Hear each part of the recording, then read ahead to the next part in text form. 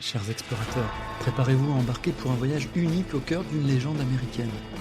Les cow-boys, ces gardiens des plaines, à la fois figures historiques et héros mythiques, continuent d'enflammer notre imagination. Mais au-delà des clichés, qui étaient-ils vraiment? Comment vivaient-ils? Et pourquoi, aujourd'hui encore, leur histoire résonne-t-elle si fort? D'ailleurs, laissez-moi vous partager une petite anecdote personnelle. Lors d'un voyage aux États-Unis, je me suis arrêté dans la ville de Cody, au Wyoming, du nom de Buffalo Bill Cody, l'un des cow-boys les plus célèbres de l'histoire. C'est là, sous le ciel ensoleillé des Rocheuses, que j'ai assisté à mon premier rodéo. Les cris des cavaliers, la poussière soulevée par les chevaux et cette énergie brute m'ont transporté dans un autre temps.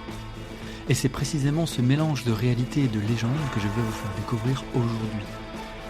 Ancel, explorateur, et direction les plaines ardentes de l'Ouest.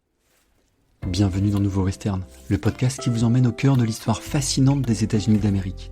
Des événements marquants aux figures emblématiques, en passant par les mythes et les réalités de ce pays hors du commun, chaque épisode est une porte ouverte sur un nouvel aspect des États-Unis.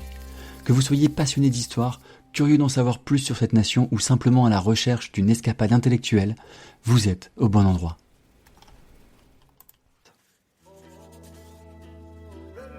Le voyage commence bien avant l'essor des cow-boys américains avec les vaqueros de Nouvelle-Espagne, ancêtres directs des cow-boys. Ces éleveurs, apparus au XVIIe siècle, travaillent dans les immenses haciendas du Mexique.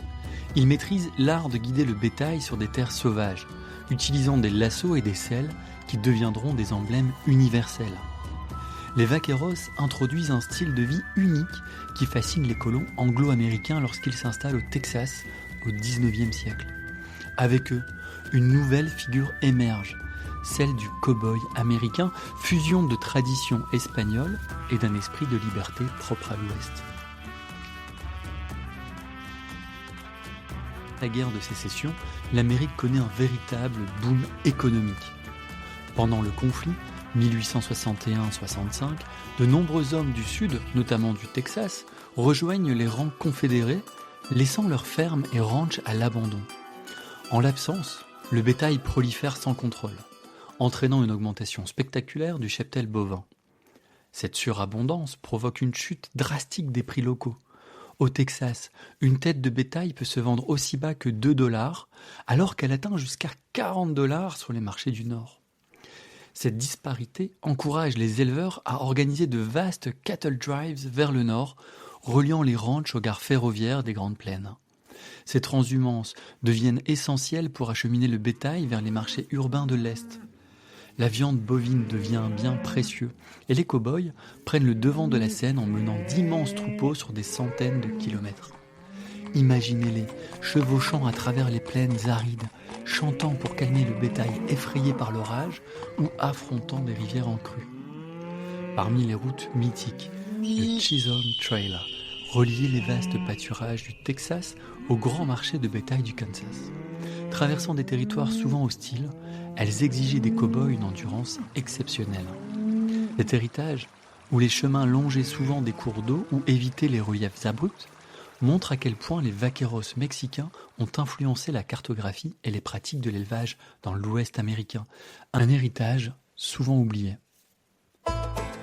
Mais ne vous y trompez pas, chers explorateurs. La vie d'un cow-boy est loin d'être idyllique. Le soleil implacable des plaines, les tempêtes de poussière et les nuits glaciales sous un simple manteau en laine sont leur quotidien. Loin des stéréotypes hollywoodiens, ces hommes, et parfois ces femmes, passent leur journée à surveiller le bétail, réparer les clôtures et éviter les dangers omniprésents, bandits, coyotes et même les fameuses bousculades de troupeaux. Et pourtant, leur travail n'était pas aussi lucratif qu'on pourrait l'imaginer. À l'époque, un cow-boy gagnait en moyenne entre 25 et 40 $ par mois, nourri et logé sur le ranch. Cela équivaut aujourd'hui à environ 700 à 1200 $ mensuels.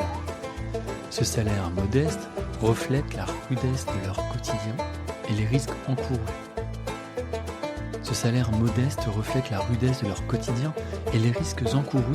Mais aussi la réalité économique de l'époque. Un aspect méconnu mais essentiel, tous les cow-boys ne sont pas blancs. Près d'un quart d'entre eux sont afro-américains, mexicains ou natifs. Beaucoup d'anciens esclaves trouvent dans ce métier une forme de liberté nouvelle. Prenez par exemple Nat Love, un cow-boy noir célèbre pour ses exploits.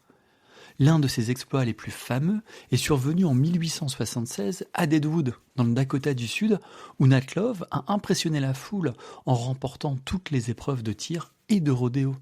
Cette journée extraordinaire lui a valu le surnom de Deadwood Dick, un titre qui est devenu emblématique dans les récits de l'Ouest sauvage. Ces histoires méritent d'être racontées car elles enrichissent l'image que nous avons de ces figures iconiques.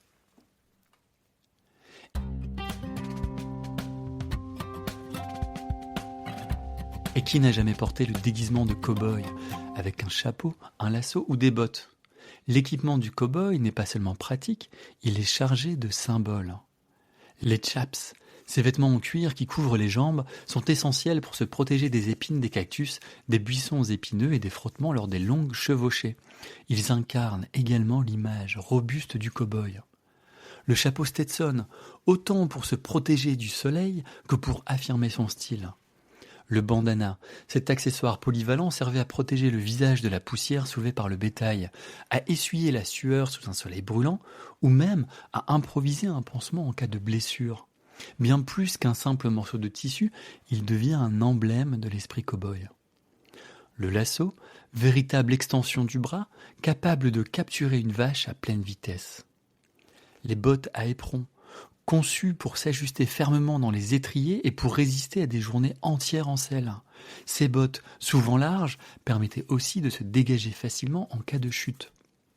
Enfin, le ceinturon et le revolver complétaient souvent l'ensemble, offrant un moyen de défense contre les animaux sauvages ou les bandits.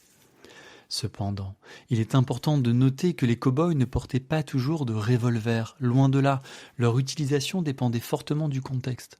Les revolvers servaient principalement à se défendre en cas de danger immédiat, mais ils n'étaient pas indispensables pour la gestion quotidienne du bétail.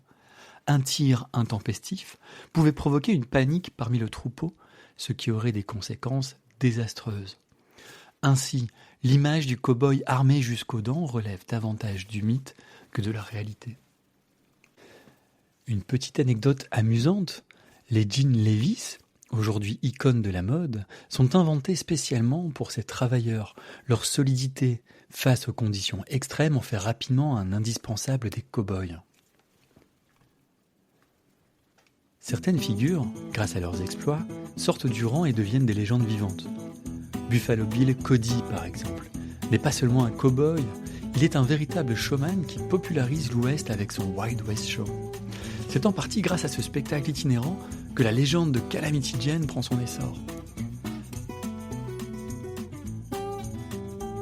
Bien qu'elle soit déjà connue pour son caractère haut en couleur et ses récits parfois exagérés, sa participation au Wild West Show amplifie sa notoriété. Ce spectacle dramatise ses exploits, contribuant à la transformer en une icône de l'Ouest, oscillant entre réalité et mythe. À Cody, au Wyoming, cette tradition perdure à travers des rodéos hebdomadaires où le rugissement des chevaux et les acclamations des foules vous transportent dans un autre siècle. Après une longue journée, les cow-boys se rassemblent autour du feu pour chanter des cow-boy ballades, véritables trésors du folklore. Des morceaux comme Home on the Range capturent l'essence de leur solitude et de leur connexion intime avec la nature. Fin du XIXe siècle, les grands cattle drives prennent fin. Les chemins de fer et le fil barbelé transforment l'Ouest sauvage en un territoire domestiqué. Pourtant, la figure du cow-boy refuse de disparaître. À son apogée dans les années 1870, on estime qu'environ 35 000 cow-boys parcouraient les plaines des États-Unis, menant d'immenses troupeaux sur des centaines de kilomètres. Aujourd'hui, ils sont bien moins nombreux avec seulement quelques milliers de cow-boys professionnels, exerçant encore, souvent dans des ranchs modernes. La figure se métamorphose, passant de travailleur rude à symbole universel de liberté. Parallèlement, une autre tradition perdure, celle des rodéos. Nés des compétitions amicales entre cow-boys pour démontrer leur habileté à cheval ou au lasso, ces spectacles deviennent au XXe siècle des événements festifs emblématiques de l'Ouest. Les rodéos célèbrent l'adresse, la bravoure et le lien profond entre l'homme et le cheval. Aujourd'hui, ils continuent d'attirer les foules en quête d'authenticité et de sensations fortes, incarnant la résilience de l'esprit cow-boy dans la modernité. Avec l'essor du cinéma, le cow-boy trouve une nouvelle vie sur grand écran. Le premier western, The Great Train Robbery, de 1903, inaugure un genre qui connaîtra son apogée dans les années 1940. Des acteurs comme John Wayne et Clint Eastwood incarnent cette figure stoïque et morale. Mais Hollywood simplifie souvent la réalité. Le cow-boy devient un héros solitaire, souvent déconnecté des défis réels de l'époque. Et puis dans les années 60, un nouveau genre émerge, le western spaghetti. Produit principalement en Italie et en Espagne, ce sous-genre révolutionne l'image du cow-boy à l'écran. Contrairement au western classique, ces films offrent des héros moralement ambigus, des paysages arides et une esthétique plus sombre et réaliste. Des réalisateurs comme Sergio Leone popularisent ce style avec des films légendaires comme Pour une poignée de dollars et Le Bon, la Brute et le Truand. Les bandes sonores, composées par Ennio Morricone, deviennent des classiques intemporels, marquant durablement l'ambiance du genre. Ce renouveau européen du western montre une vision plus crue de l'Ouest, influençant même les productions hollywoodiennes ultérieures. Cette image, bien qu'idéalisée, marque durablement l'identité américaine et influence même la culture mondiale.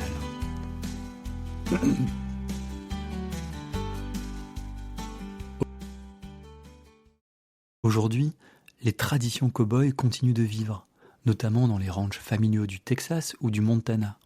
Ces lieux perpétuent un mode de vie qui, bien que modernisé, reste profondément enraciné dans l'histoire de l'Ouest américain. Les festivals et compétitions, comme le célèbre Cheyenne Frontier Day, célèbrent chaque année cet héritage.